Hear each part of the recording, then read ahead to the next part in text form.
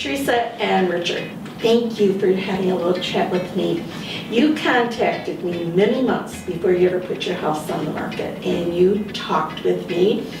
And when I told you about prepping your house for sale and left, why did you ever call me back again? Well, we knew you had a good reputation. I had a co-worker who used your services and was very pleased, and so he came highly recommended. Okay. And so we thought, why not? We have someone who knows the market here, and we're going to give you first chance. But I put you to work. Yes, I was going to say too, our sons went to school together, and Yes. so we knew each other casually. But we, we moved to Edina, we lived in Edina almost 40 years, and although we weren't really up on the real estate market, we did keep track of houses in the neighborhood that sold for sale and different things. So we kind of knew what we were in for. But when you came and told us what we had to do in order to prepare the house, we kind of knew that, but we knew it was gonna be 40 years of life-changing, altering. I lost 20 pounds doing it. It was a very rewarding experience because it was probably something we should have done earlier. But by prepping the house and staging it, we basically did what you said, and we removed many things to the basement and garage where you said we could cover them up and get them out of the way. But we kind of knew that was coming, but yet it was a shock because it was something that, it was a lot of work, but as it turned out, it was all well worth it because of our results. I know you had a concern because there's been so many tear downs in your neighborhood that your house was going to be a tear down. Yes. And I guessed it was not going to be, right? Yes. Well, it was like 50-50. It could be a sell, it could be a tear down, and then, but if someone was going to buy it, it was ready to be updated.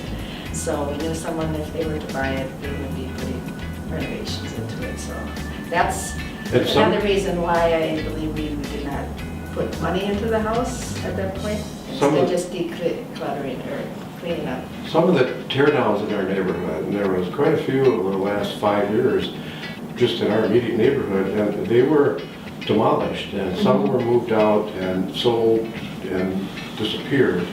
But we knew that it was a possibility of a tear down, but our house was in pretty good condition anyway. So Sure was. we were surprised at the results of what the new buyers decided to do, and that was kind of fun because we can go by and see most of our original house. It still didn't there. disappear. Yeah. They remodeled on the inside. You did a remarkable job because with your experience in our area and all of the expertise in figuring out, all the different logistics of what the price should be and who's out there in the market, the buyers and sellers, it was very impressive, and we can't thank you enough for what you did for us. Well, I think it's always a challenge when people haven't sold their house like for even 5 years. If you're selling again, it's like a new market. It really is. And you're like, what? And I think that HGTV has done a lot to scare a lot of sellers to say, do we do the granite, the stainless steel? What do we have to do to buy into this? And you get to see how challenging that buyer is out there when you watch those shows. So I think it was nice that we could decide on a price in which you didn't have to do that kind of work to bring the buyer in. And then we found a buyer who appreciated the house, that said, we'll do it ourselves. And so it was a win-win situation for everybody. So I think if you look at it, the full picture, you can understand how to sell your home without doing all this work that everybody thinks they're going to have to do. Because taking money from one pocket to try to make it right and then to guess wrong for that buyer, a little dangerous, right, isn't it? Yes. And then the closing was real swift.